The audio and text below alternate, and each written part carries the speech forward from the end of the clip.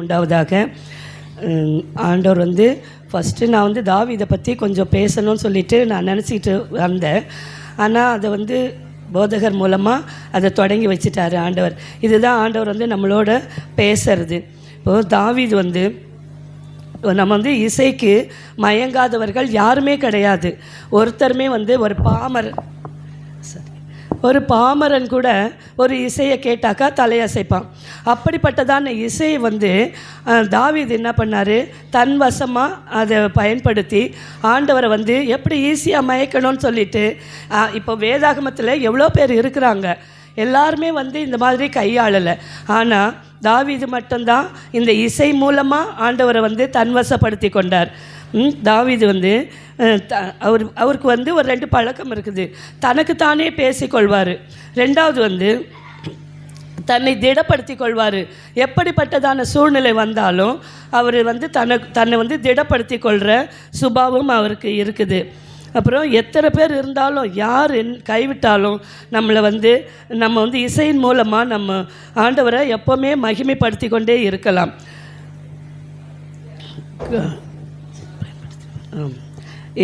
அப்படிப்பட்டதான தாவீது சும்மா அவர் என்ன பண்ணார், ஆடு மேய்த்து கொண்டிருந்தார். அப்படிப்பட்டதான தாவீதை வந்து ஆண்டவரும் அவர் மேலே வந்து ஒரு பாசம், ஒரு இரக்கம் வச்சு அவரை ராஜாவாக மாற்றி அவர் எப்படி பாடுவார்னாக்கா, 10 நரம்பு வீணையினாலும் தம்புருவினாலும் தியாகத்தோடு வாசிக்கும் சுரமண்டலத்தினாலும் அவர் வந்து கிட்டத்தட்ட 30 வாத்திய கருவிகளுக்கு மேலே ஒவ்வொரு அவருடைய 10 விரல்களுமே அவருக்கு வந்து இசை கருவிகள் தான். அந்த மாதிரி தாவீது வந்து கர்த்தரை ரொம்ப துதித்து எந்த நேரமும் என்ன ஒரு ஆபத்து வந்தாலும், எந்த சூழ்நிலை வந்தாலும், சந்தோஷமாக இருந்தாலும், எப்படி இருந்தாலுமே ஆண்டவர் தாவீதை ரொம்ப அவர் கர்த்தர் மேலே தாவீதும் ரொம்ப பற்றாக இருந்தார். தாவீதும் கர்த்தர் மேலே ரொம்ப பாசமாக இருந்தார். இப்படிப்பட்டதான வேத தியானத்தை நம்ம வாசிக்க போகிறோம். சங்கீதம் 19. சங்கீதம் வந்து 1 முதல் 41 வரைக்கும் ஆதியாகம நூல் அப்படின்னு சொல்லிட்டு சொல்கிறாங்க. அதாவது சங்கீதம் தான் எல்லாத்துக்குமே தொடக்கம் அப்படின்னு சொல்கிறாங்க. இந்த சங்கீதத்தை வந்து தேவனுடைய மகத்துவத்தின் வெளிப்பாடுகள் அப்படின்னும் அழைக்கலாம். ஏன்னா அவருடைய கிரியேஷன் பற்றி எல்லாமே இந்த சங்கீதத்தில் இருக்குது. அதனால் இது வந்து மகத்துவத்தின் வெளிப்பாடுகள் அப்படின்னும் இந்த பகுதியை அழைக்கலாம். இதில் 14 வசனங்கள் இருக்குது. இந்த 14 வசனங்களையும் ஃபஸ்ட்டு 1லேருந்து 4 வரைக்கும் கர்த்தரினுடைய படைப்பின் மகிமை, 2வது கர்த்தர் படைத்த சூரியனின் மகிமை, அப்புறம் 3வது வந்து கர்த்தரினுடைய வேதத்தின் மகிமை, 4வது கர்த்தரின் வழி நடத்துதலின் மகிமை, இப்படின்னு 4 வகையாக பிரிக்கிறோம்.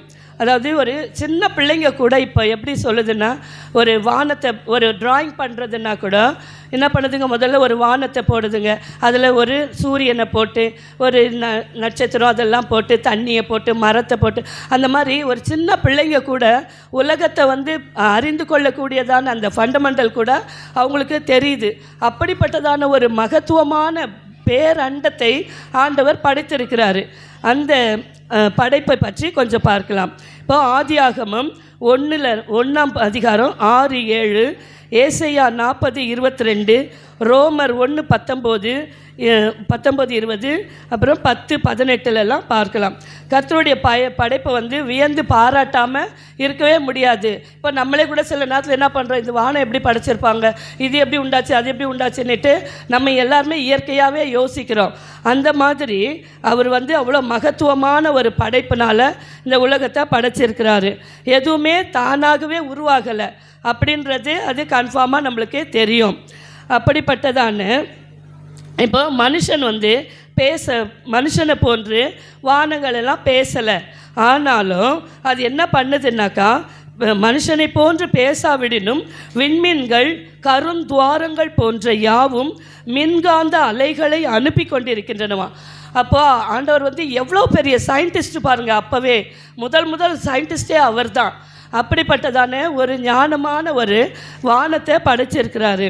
அந்த வானத்தில் பகலிலும் இரவிலும் எப்பொழுதுமே எல்லா பகுதிகளிலும் வானங்கள் என்ன பண்ணுமா, தேவனை ஞானத்தையும் தேவனுடைய கலை உணர்வையும் நற்குணத்தையும் கர்த்தனுடைய படைப்பு பிரம்மாண்டமானது என்று பறைசாற்றி கொண்டிருக்குதான். அது அந்த மாதிரி அந்த இப்போ ஒரு விண்மீன்கள் எடுத்துக்கணும்னா அது எவ்வளோ தொலைவில் இருந்தாலும் அதனுடைய அந்த பிரகாசம் நம்மளை வந்து அட்ராக்ட் பண்ணுது. வெயில் சூரியன் எடுத்துக்கினாக்கா இப்போ எப்போவுமே நம்மளுக்கு வந்து குளிரோ மழையோ இருந்தாக்கா நம்மளுக்கு முடியாது, வெயிலோ நம்மளுக்கு தேவைப்படுது. அப்படிப்பட்டதான மகத்துவமான வெயிலை நம்மளுக்கு கொடுக்கறது சூரியன். அதை வந்து விசேஷமாக படைச்சிருக்கிறாரு. அந்த மாதிரி ஒவ்வொன்றத்தையும் ஒரு விசேஷமாக படைச்சிருக்கிறாரு. இப்போ ஏசாயா 40:22 பூமி உருண்டையின் மேல் வீற்றிருக்கிறார், அதன் குடிகள் வெட்டுக்கிளிகளைப் போல் இருக்கிறார்கள் என்று எண்ணி வானங்களை மெல்லிய திரையாக பரப்பி அவைகள் குடியிருக்கிறதற்கான கூடாரமாக அமைத்திருக்கிறாராம். எப்படி பாருங்கள், அவர் வந்து பூமி உருண்டையின் மேலே வீற்றிருக்கிறாரு, நம்ம வந்து அவருடைய கண்களுக்கு வெட்டுக்கிளிகளை போல தெரிகிறோமா? அந்த வெட்டுக்கிளிகள் வந்து அது கூட அந்த வெயிலையோ மழையிலையோ சேதப்படக்கூடாதுன்னு சொல்லிட்டு அந்த மெல்லிய அது வெயிட்டு கூட நம்ம மேலே படக்கூடாதுன்னு மெல்லிய திரையை என்ன பண்ணினாரா வானத்தின் மேலே கூடாரமாக நம்மளுக்கு அமைச்சிருக்கிறாராம். எவ்வளோ ஒரு ஞானம் பாருங்கள். அப்படிப்பட்டதான அதாவது காணப்படாதவைகளாகிய அவருடைய நித்திய வல்லமை என்பவைகள் உண்டாக்கப்பட்டு இருக்கிறவைகளினாலே உலகம் உண்டாவது முதற்கொண்டு தெளிவாய் காணப்படுது. நம்ம காணப்படலை, நம்ம அதெல்லாம் பார்க்கல, இருந்தாலும் நம்ம உணர்றோம். நம்ம உணரும்போது எவ்வளவு தெளிவாக அழகாக படைச்சிருக்கிறாரு அப்படின்னு சொல்லி ஆண்டவர் வந்து நம்ம மகிமைப்படுத்துகிறோம். இப்படிப்பட்ட படைப்பினுடைய தேவன் மகத்தான அளவில் பேரண்டத்தையும் சூரியனையும் படைத்தவர். இது மட்டும் இல்லை, இயற்கையை மட்டும் படைக்கலை, மனுஷர்களை மட்டும் படைக்கலை. எப்படியோ நம்ம வந்து பாவத்துக்குள்ளே விடுவோன்னுட்டு அவருக்கு முன்னாடியே தெரிஞ்சதுனால அவர் என்ன பண்ணார், ரட்சிப்புக்காக வேதாகமத்தையும் கொடுத்துருக்கிறாரு. அந்த வேதாகமத்தில் அதையும் நம்மளுக்கு முன்னாடியே ஏற்படுத்தி எழுதி வச்சிட்டாரு. இந்த பேரண்டத்தின் படைப்பின் ஆற்றலை வந்து அவருடைய படைப்பு வந்து ஆற்றல், இரக்கம், அருள், அன்பு இவைகளையெல்லாம் காண்பிக்கிறது. அவருடைய நற்குணங்களை எல்லாம் நமக்கு காண்பிக்கிறது. அவருடைய மகிமையை வெளிப்படுத்துகிறது. இப்போ ரெண்டாவதாக கர்த்தர் படைத்த சூரியனின் மகிமை நட்டுனா இப்போ சோலார் சிஸ்டம்னு சொல்கிறோம், சூரிய குடும்பம். அந்த சூரிய குடும்பத்தில் வந்து பிளானட்ஸ் என்று சொல்லக்கூடிய நீள்வட்ட வடிவமான கோள்கள் வந்து சூரியனில் இருக்குது. அதே மாதிரி அந்த கோள்களை சுற்றிலும் வந்து நிலவு வானமும் சுற்றி இருக்குதான். இதெல்லாம் அடங்கினது தான். இதை தவிர விண்கற்கள், இப்போ கூட ரீசண்டாக வந்து ஒரு விண்கல் வந்து அண்டார்டிகாலையும் அந்த கடலில் வந்து விழுந்ததுன்னு சொன்னாங்க. அதே அந்த விண்கற்கள், அந்த எரிகற்கள் வந்து நம்ம பூமியில் விழுந்துருந்துச்சுனாக்கா எவ்வளோ உயிர் சேதங்கள் ஏற்பட்டிருக்கும்.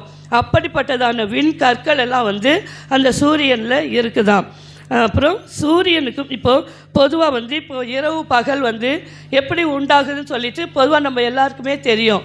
அப்போது பூமிக்கும் சூரியனுக்கும் இடையே உள்ள குறிப்பிட்ட தூரம் வந்து அந்த ஒரு எல்லைக்குள்ளே தான் இருக்கணும் அப்படின்னு சொல்லி ரொம்ப நேர்த்தியாக ஆண்டவர் படைச்சிருக்கிறாரு.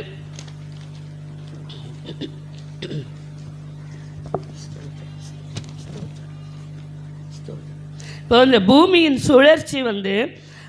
சுழற்சியோ அல்லது பூமிக்கும் சூரியனுக்கும் உள்ள அந்த டிஸ்டன்ஸ் வந்து வேறு மாதிரி இருந்ததுனாக்கா அது வந்து கண்டிப்பாக உயிர்களுக்கு சேதமாகும்.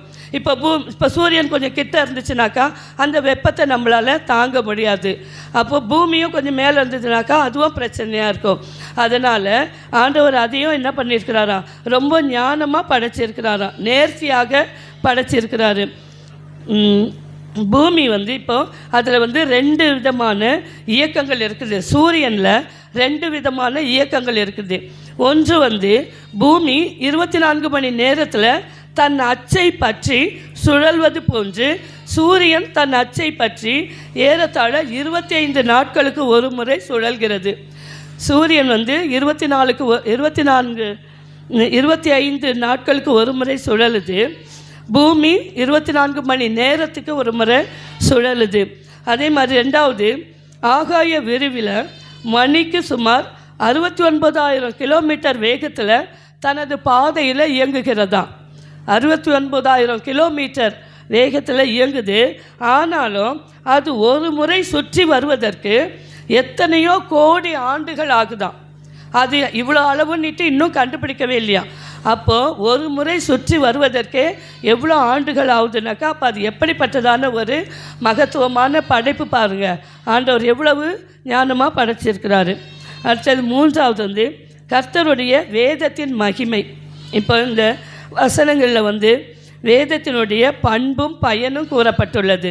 பண்புன்னு சொன்னோம்னாக்கா வேதத்தில் நமக்கு குறைவில்லாமல் நமக்கு என்னென்ன எந்தெந்த சூழ்நிலையில் என்னென்ன தேவையோ அது எல்லாவற்றையும் ஆண்டவர் நம்மளுக்கு கொடுத்துருக்கிறாரு. ரெண்டாவது அதனுடைய சத்தியத்தை கொடுத்துருக்கிறாரு. மூன்றாவது செம்மையான வழியில் நம்ம எப்படி நடக்கணும் அப்படின்றத கொடுத்துருக்கிறாரு.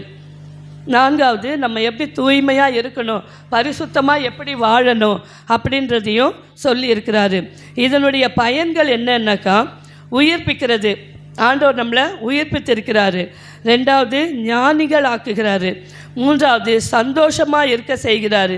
நான்காவது தெளிவாக்குகிறார், நம்மளுடைய சிந்தைகளை தெளிவாக்குகிறார். இப்படி நம்பிக்கைக்கு உரியவராக இருக்கிறாரு. வேதம் நமக்கு எல்லா சூழ்நிலையிலையும் குறைவற்றதும் விசுவாசிப்பதற்கும் அதன்படி வாழ்வதற்கும் முற்றிலுமே நம்பத்தக்கதாக இருக்குது. இப்போ இதெல்லாம் பார்க்கும்போது நம்மளால் நம்பாமல் இருக்க முடியுமா? கண்டிப்பாக முடியாது. எல்லாமே எப்படி நம்மளும் வியந்து பார்க்குறோம், இதெல்லாம் எப்படி படைச்சிருப்பாங்க அப்படின்னுட்டெல்லாம் அந்த மாதிரி விசேஷமாக படைச்சிருக்கிறாரு. அதே போல் நான்காவது கர்த்தருடைய வழியில் நடக்கிறதுன்னா இப்போ ஒரு 5 விண்ணப்பங்களை ஆண்டவர் சொல்லியிருக்கிறாரு. இதில் பாவத்தில் தொடர்ந்து நம்ம வாழக்கூடாது. ரெண்டாவது மறைவான குற்றங்களில் இருக்கக்கூடாது. மூன்றாவது அந்தரங்கத்தில் செய்கிற பாவங்களை அறிக்கையிட்டு நம்ம அதை மனம் திரும்பிடணும். நான்காவது துணிகரமான பாவங்கள் செய்யக்கூடாது. இது பாவம்னு தெரிஞ்சோ நம்ம என்ன பண்ணுறோம், துணிகரமாக செய்கிறோம். இதெல்லாம் யார் கண்டுக்க போகிறா, இதெல்லாம் யார் பார்க்க போகிறா அப்படின்னு சொல்லி நம்ம துணிகரமாக செய்கிறோம். அதே மாதிரி பெரும் பாதகங்களில் ஏற்படக்கூடாது. துணிச்சலோடு ஒரு கொலை குற்றம் அந்த மாதிரியெல்லாம் பொய் சொல்கிறது, இந்த மாதிரியான ஒரு பெரும் பாதகங்களெல்லாம் நம்ம ஈடுபடவே கூடாது. எல்லாவற்றையும் விட்டு என்ன பண்ணணும், மனம் திரும்பணும். மனம் திரும்பும்போது மனம் திரும்பும்போது நம்மளுடைய சொற்களும் எண்ணங்களும் கர்த்தருக்கு பிரியமானவைகளாக இருக்கணும். அப்போ தான் நம்மளையும் ஆண்டவர் ரட்சிப்பார். கர்த்தருடைய வேதம் குறைவற்றதும் ஆத்மாவை உயிர்ப்பிக்கிறதுமாக இருக்குதாம். ரெண்டாவது கர்த்தருடைய சாட்சி சத்தியமும் பேதையை கூட ஞானியாக்குதான். அந்த சத்தியத்தை படிக்கும்போது எப்படிப்பட்டவர்களும் தெளிந்த புத்தி உள்ளவர்கள் ஆயிடுவாங்க. கர்த்தருடைய நியாயங்கள் செம்மையும் இருதயத்தை சந்தோஷிப்பிக்கிறதுமா இருக்கிறது. நம்மளுக்கு என்ன ஒரு துக்கம் சந்தோஷம் எதுவாக இருந்தாலும் ஒரு வசனத்தை படிக்கும்போது அதை பற்றி தியானிக்கும்போது நம்ம அந்த அட்மாஸ்பியரே மாறி போயிடும். ரெண்டாவது கர்த்தருடைய நியாயங்கள் உண்மையும் நீதியுமாக இருக்கிறது. உண்மையும் நீதியுமாக இருக்கிறது. இதே சங்கீதக்காரர் 119வது சங்கீதத்தில் என்ன சொல்கிறாருன்னா, அநேகமாயிரம் பொன் வெள்ளியை பார்க்கிலும் நீர் விளம்பின வேதமே எனக்கு நலம். பாருங்கள், அப்போ எவ்வளோ அந்த பொண்ணு வெள்ளியெல்லாம் அழிந்து போகக்கூடியது. நம்ம இந்த வேதத்தை வாசிக்கும்போது அது நம்மளுக்கு என்றென்றைக்குமே எப்போவுமே நம்ம கூடவே வரும்.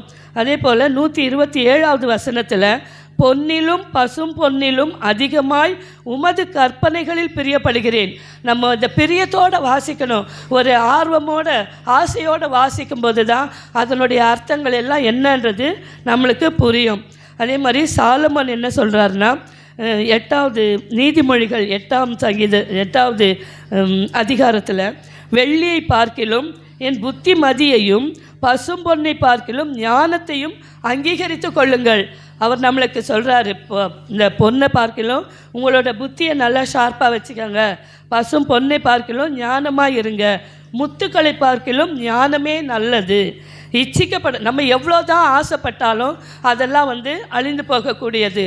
ஆனால் நம்மளோட ஆசைகள் எல்லாம் தேவனை பற்றி இருக்கணும், அவர் கொடுத்த வேதாகமத்தை பற்றி இருக்கும்போது நம்மளோட வாழ்க்கையில் நல்ல காரியங்கள் நடக்கும், நல்ல சிறப்பாக நம்ம இருக்கலாம். பரலோக ராஜ்யத்திற்கு தகுதியுள்ள பாத்திரமாக நம்ம மாறக்கூடிய அறிவுரைகளை யுக்திகளை எல்லாம் இந்த வேதாகமம் நம்மளுக்கு கொடுத்துருக்குது. கர்த்தர் இந்த வார்த்தைகளை ஆசீர்வதிப்பாராக. ஆமென்.